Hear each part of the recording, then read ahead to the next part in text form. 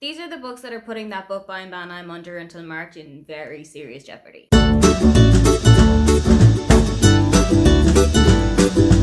Hi, welcome, come on in. My name is Aoife and today I am taking you through some of the books that I cannot wait to get my hands on that are coming out between January and March of 2025. I've already got a pretty stacked bookcase, but if any of these happen to fall into my eyeline, I am definitely going to be bringing home with me.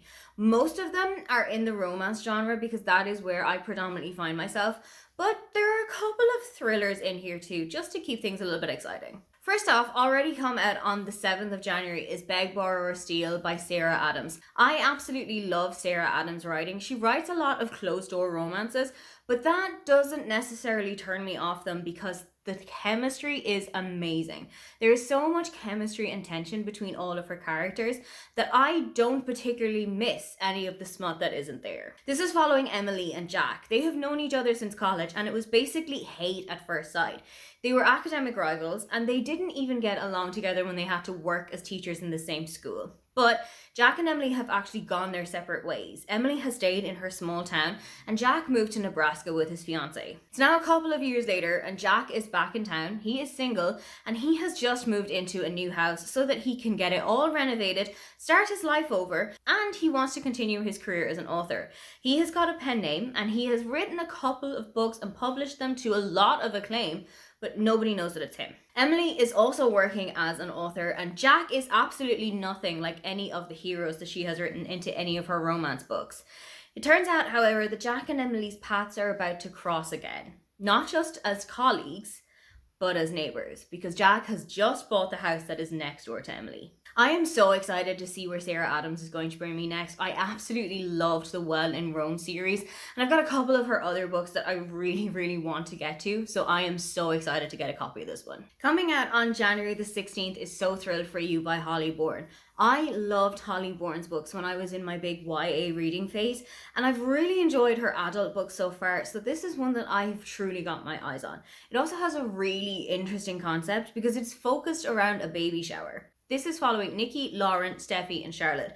They all met in college and were super close friends in their early 20s, but now that they are all in their 30s, life has kind of taken everybody down different paths. Nikki is pregnant and Charlotte has organised a baby shower for her, so everybody is back together.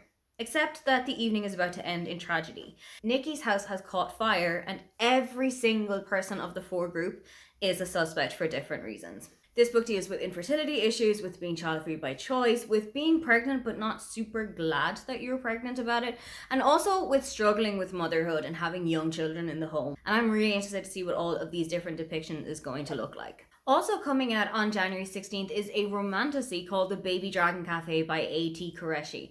This is about Safira, who has just realised her dream of opening a cafe where she's also going to keep baby dragons around that people can come and pet, just like a cat cafe. Except that the dragons keep setting everything on fire. It's having a bit of a negative impact on the cafe's finances, but a local gardener has got a solution for her. Aiden also has a baby dragon of his own, and he is going to give the dragon to Safira for her to train, and in exchange, he's going to give her enough money to help keep the cafe afloat. But while they are trying to extinguish the fires from the dragons, it turns out that they might be lighting some fires between themselves. Coming out on January 30th is Famous Last Words by Gillian McAllister. I haven't read a Gillian McAllister book yet, but the concept of this one was so intriguing, I simply could not let it go past me. This is about Camilla, who is on her first day back at work after maternity leave. Her daughter has been dropped off to nursery and her husband has gone to work, and when Camilla sees a news item on the TV, her blood freezes. The office where her husband Luke works is caught up in a hostage situation, and Luke is involved in this as well. Not as one of the hostages though. Luke is the gunman. I am so intrigued as to how that is going to go. I cannot wait to get my hands on this one. Coming out on the 13th of February is First Time Caller by B.K. Barrison. This is going to be the first in a series where she is reimagining all of the works of Nora Ephron. So she's got the three major rom-coms and she's going to give them a brand new twist. This one is following Aiden and Lucy. Aiden has kind of fallen out of love with love, which is a little bit of a problem when he hosts one of Baltimore's biggest dating shows.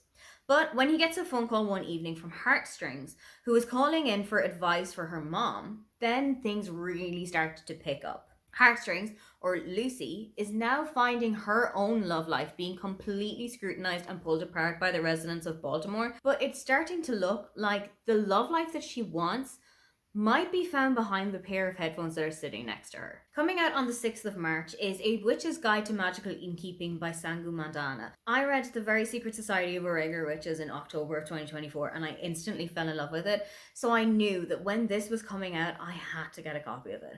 This is about Sarah, who used to be one of the most powerful witches in Britain, except that things have kind of not been going well. She resurrected her aunt from the dead, she befriended a sort of villainous talking fox, and has lost all of her powers. So she has been excommunicated from her guild and is now, with her aunt, trying to run an inn in Lancashire. Sarah has just found a spell that might be able to bring her powers back. This is where Luke comes in. He is a historian and he has always been known as being kind of cold and icy.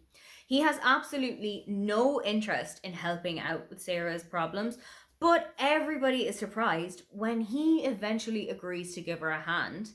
And it seems that he might be thawing. I have absolutely loved Sangu Mandana's work before. I don't know if I want to keep this for now or if I want to wait until October because it sounds a little bit witchy vibes, but this is definitely one that's on my sights for 2025.